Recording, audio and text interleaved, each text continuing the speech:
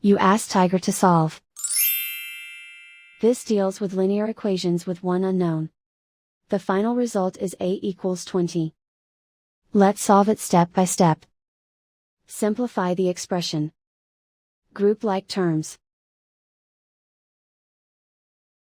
Simplify the arithmetic. Isolate the a. Divide both sides by 4. Simplify the fraction. Find the greatest common factor of the numerator and denominator. Factor out and cancel the greatest common factor. And so the final result is a equals 20.